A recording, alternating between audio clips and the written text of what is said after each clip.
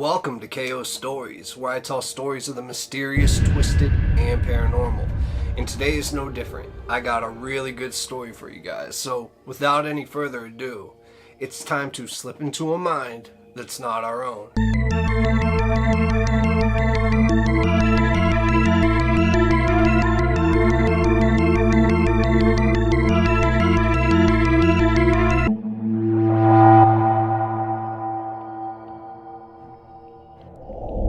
In Arizona, there's a place called the Sierra Tucson Treatment Facility, and it's on this vast, beautiful 160-acre plot of land that's just surrounded by the mountains in the middle of nowhere. And it was a very desolate place. I mean, a couple of miles away, there were a few homes, but there were no shopping centers, malls, entertainment places, clubs, or anything like that. It was truly a place of solitude. And it was quite expensive, so some might say this would be the perfect place to deal with a problem that you are having. Others might say it's a perfect place because it's so desolate that sinister things might happen there. And in 2019, Elizabeth Emma Breck was a teacher at Tucson High Magnet School, and her students absolutely adored her. It was just this enthusiasm that she would bring to her culturally relevant classes, and that made the students just admire her. And she was 46 years old and resided in Tucson, Arizona as well.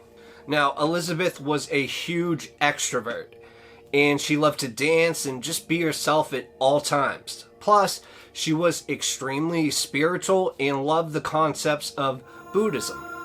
And she also admired her family, and she was always in close contact with them. And Elizabeth did happen to struggle with mental health, and she had PTSD trauma. So when she was declining mentally, she would call her family and let them know exactly what was going on.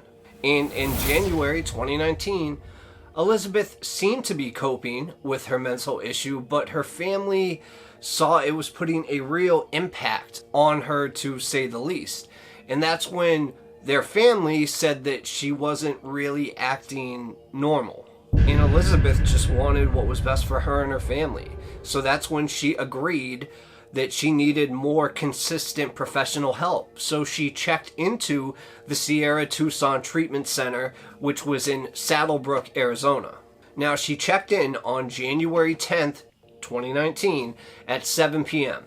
and she planned to undergo 30 days of treatment for her PTSD trauma. Now, we know she was there that day because that evening she called her daughter to let her know what was going on and where she was. Then after that, Elizabeth spent her first night at Desert Flowers Hospital to complete all the paperwork and a short observation period as well. And then the intake staff said she posed no risk to herself or others, and released her at 9 a.m. on Sunday to complete the remainder of her stay at the main institution. But Elizabeth reportedly did not want to leave the admission area, as explained by a nurse, which just seemed extremely odd. Now, this is when things truly get mysterious. Now, Elizabeth's monitoring bracelet was discovered in her room on Sunday afternoon, along with the rest of her stuff. I mean, she left her cell phone, her keys, her clothes, everything behind except for her driver's license and some cash. And she was last seen at 3 p.m. that day, according to reports, of course. And now, without a monitoring bracelet, she was gone without a trace. Now, before I continue, did you know that this rehabilitation center has a bit of a reputation itself? It has had 3 mysterious deaths since 2014. Did you know that? Well, if you didn't, I just thought I'd throw that in. I mean, how did she slip through the cracks of this luxurious treatment facility so easily? Also, did you know that patients at rehab facilities are actually sometimes sold into human trafficking or literally forced into sex work? It's safe to say there's some pretty outrageous things going on at some of these rehabilitation centers. Okay, now back to the story. So since there were no security cameras, it was impossible to see her exit route.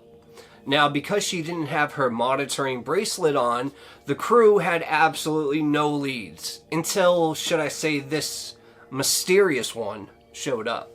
Okay, so soon after, a behavioral health technician described a chat with a quote-unquote missing woman, and the nature of this communication was unknown to the public. So through this tip, and law enforcement being alerted, they determined that Elizabeth had fled the institution on foot.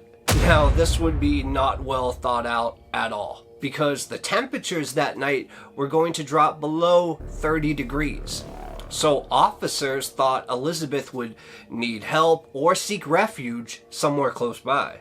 And also the police would assume that someone may have spotted her along the roadside at some point after she fled on foot. Now, Christopher Breck, who was Elizabeth's brother, attempted to hire a private investigator to seek help and try to find his sister, but his efforts unfortunately were unsuccessful. And he did concede that Elizabeth's mental health had been deteriorating, but asserts that she had never, ever ran away before and would not generally lose contact with especially her loved ones. So many people first believed that Elizabeth ran away on her own volition, either to seek a new life or to basically commit herself by simply going into the desert. But Elizabeth had complete freedom to sign herself out of the treatment center whenever she wanted. And she also had a car to leave, so there was no reason for her to leave the facility on foot, secretly and covertly as well. Now, this search would encompass a 5-mile radius from close intersecting streets. However, no information regarding Elizabeth was found. There has been no action on Elizabeth's credit cards or bank accounts to date. Now, the focus for the family is on the behavioral facility itself. Elizabeth should have remained at the Desert Flowers Hospital for the regular 72-hour process. However, she was transferred to the treatment center very prematurely. Additionally, they questioned why Elizabeth was not wearing her shattered Bluetooth patient tracking bracelet.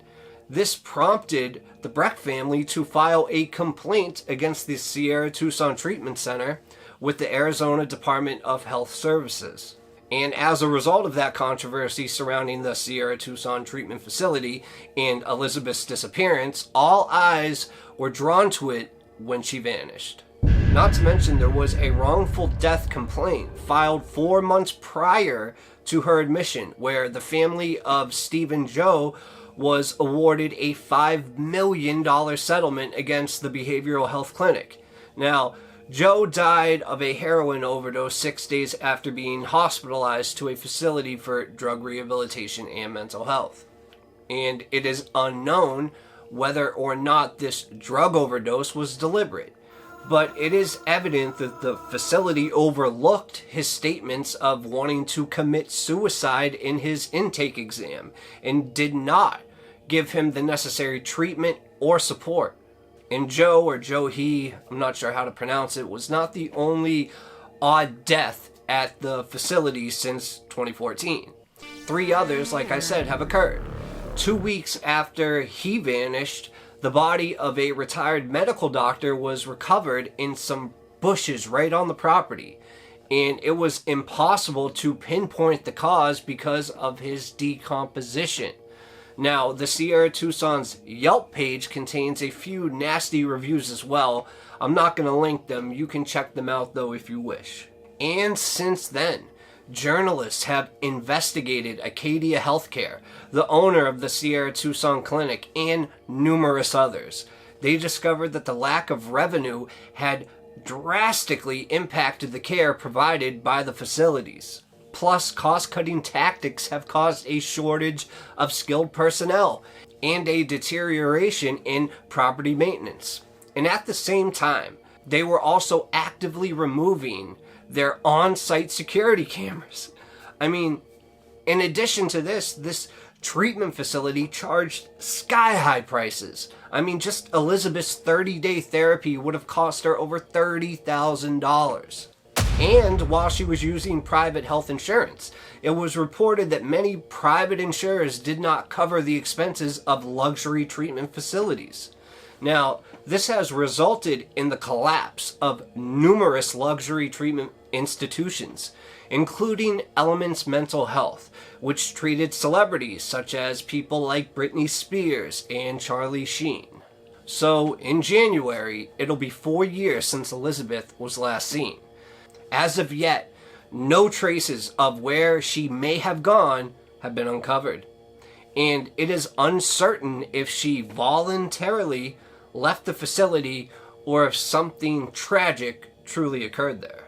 Plus, her family is really active online in order to keep her name alive and perhaps even locate her one day. So please, if you haven't, share this right now so a lot of people can see this, and who knows, maybe one person knows where she is.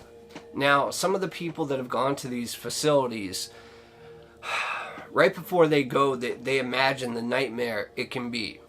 And it really did take a lot of courage for Elizabeth to stand up and do the right thing to get help for herself. That is why it's even more tragic. But not only did she get help, but she mysteriously went missing. I mean, we put our faith in places like this to take care of us or our loved ones. And just make sure that you do your research on any facility you might place a loved one in the future, please. Things without an ending can sometimes be tough, but that doesn't mean that we shouldn't hear about them. So, if you want to continue slipping into the mind of somebody that's not your own, make sure to click either here, or here on the screen. Till then, I love you guys, and welcome to KO Stories, where I tell stories about true crime, missing people, and the paranormal. As of now, it's time to slip into a mind that's not our own.